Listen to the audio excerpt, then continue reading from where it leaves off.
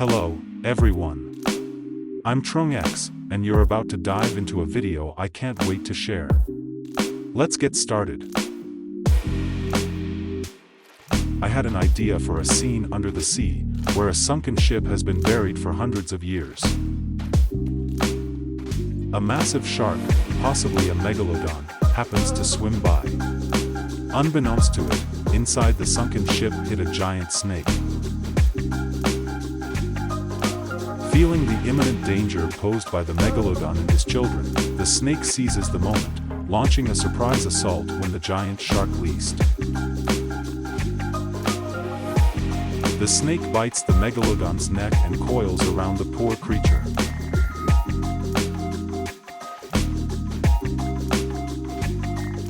This is undoubtedly a terrifying battle between two colossal beasts, one defending its family against a great threat, the other desperately struggling for survival. What are your thoughts on this concept? Let's hope it remains an imagination rather than a real-life spectacle.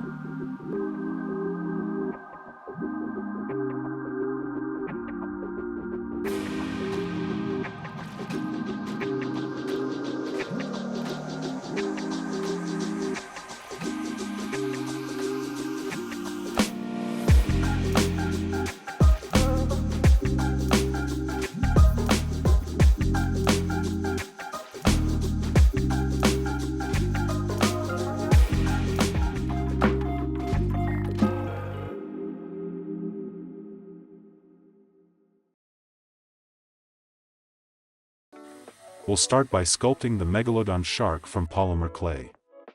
As usual, I use steel wire and foil for the core.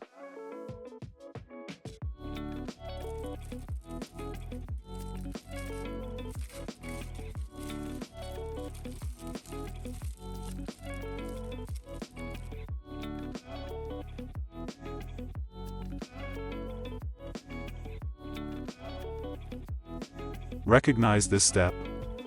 I'm in the process of shaping the shark, and, based on valuable feedback from previous videos, I'm adding an extra layer of tape.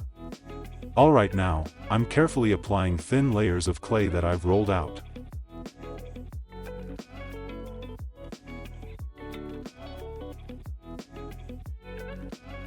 The clay I'm working with today is particularly soft, demanding extra attention, especially when it comes to preserving small details that can easily be lost with a touch.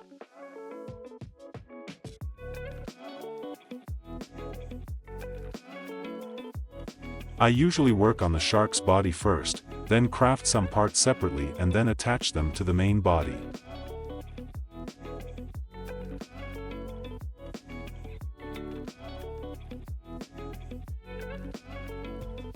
Yet, the most time-consuming part is making the shark's teeth. While it may appear as if it only took a minute in this video, the truth is it consumed over an hour of meticulous work. Once I'm satisfied with the megalodon, I'll start painting. I go to tools or brushes and acrylic oil paint, which are easy to find and budget-friendly in my area. I've received many suggestions to use airbrushes, and it's on my radar when I save up enough to buy one. Your support in watching my videos help me a lot in creating new content every week. The more you tune in, the more I receive from YouTube.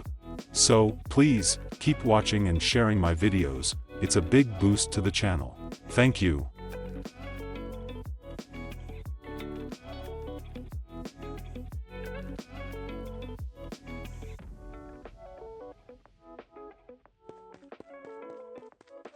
How's my megalodon?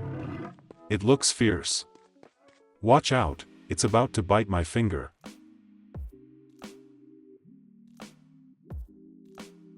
Next up is sculpting the snake. It's enormous in my imagination, but in reality, it's quite small, and sculpting a small one is much more challenging. Nevertheless, I'll do my best. I'm positioning the snake directly atop the megalodon, which makes the interaction between the two creatures more harmonious and accurate.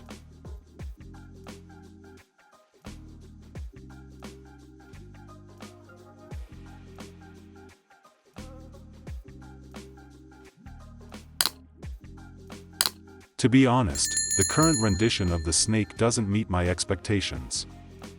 So, I've decided to start over and create a completely new snake with added details. I've gained experience from the first snake, so I'm quite confident this time. The Megalodon's color also seems too blue, so I'll repaint it. Let's get to work.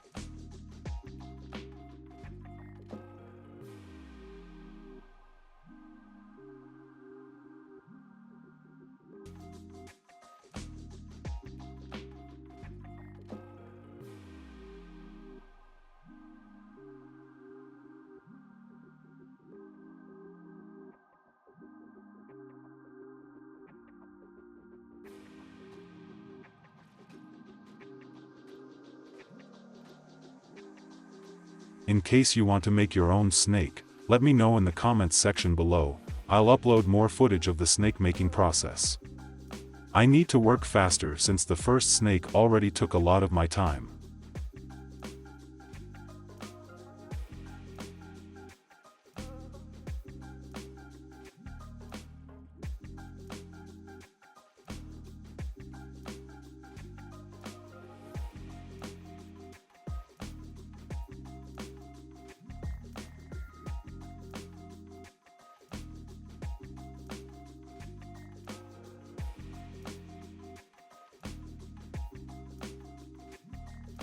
I want this snake to have more intricate scales, so I'm using a small mesh to give it texture.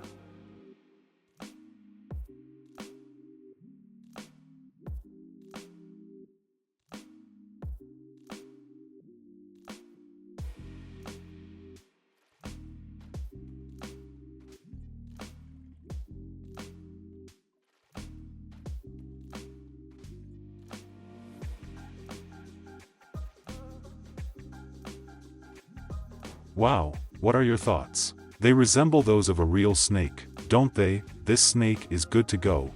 Now it's time to paint this snake.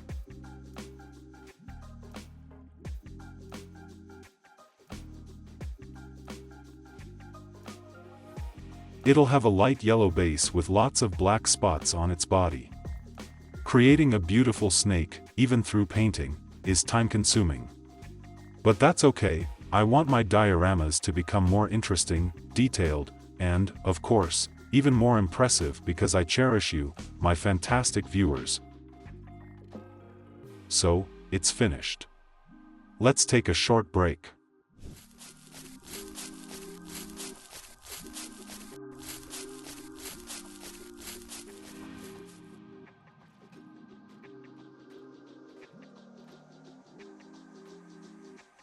Oh no! It seems I've made a mistake. They don't fit together, and I can't attach the snake to the Megalodon. I was a bit hasty and inadvertently crafted the snake longer than originally planned. I have to pay the price for this mistake. This will be a lesson for me. I still have a lot of work left on this diorama, and I need to redo it, otherwise, I won't have a new video for my beloved viewers this week.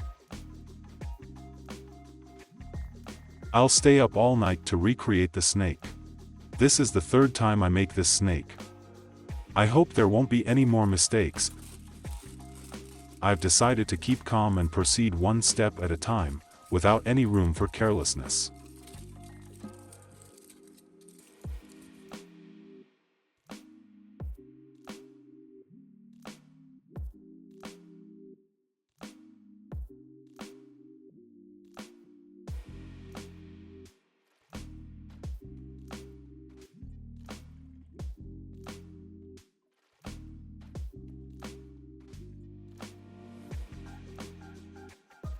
Crafting the snake scales is a meticulous process, even with the fantastic mesh.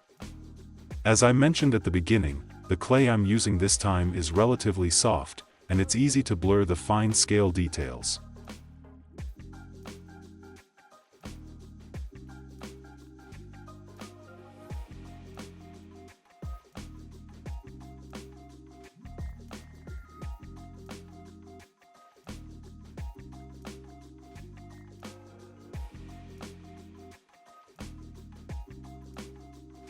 We'll attach some big, round, and adorable eyes to the snake. The snake's shape is alright, and I've ensured it fits the Megalodon. Now I'll paint it. It's nearly 2 a.m. It didn't take as long as I thought. And yes, the snake will have a light yellow base and many black spots on its body. If you're interested in snake-themed dioramas, I'll make more, and ensure that the snakes in those will be even more beautiful. I promise. Let me know in the comments below.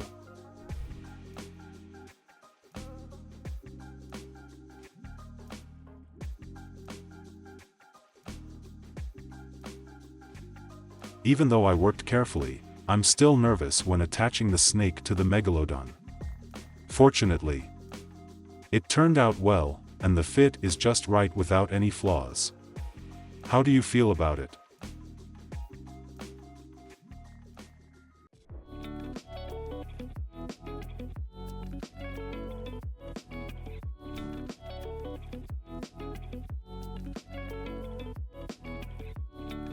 The inspiration for the sunken ship in this diorama actually came from a decoration in my home's fish tank. My wife had purchased it, and while it's a beautiful ship, it's a bit plain in color. So, I've decided to take it and give it a fresh coat of paint. I don't have much time, so I'll do this quickly.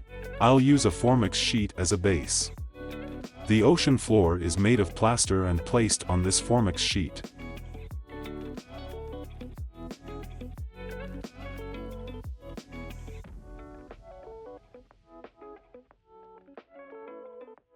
I'll paint and decorate it with some moss.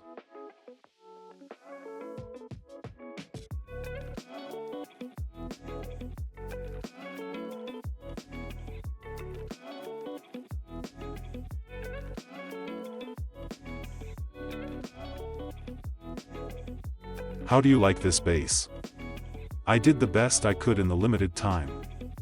Before moving on to create the mold, I'll apply a layer of epoxy resin to the base. The plywood pieces are cut to create the mold, and I've used tape on the inside to make the separation process smoother.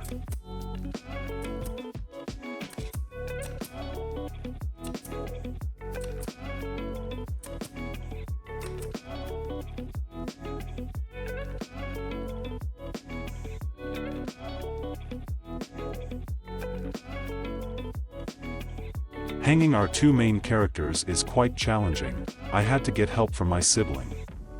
It aligns with my imagination about 80%, but I've done my best. Now, it's time to pour epoxy resin and patiently await its drying process.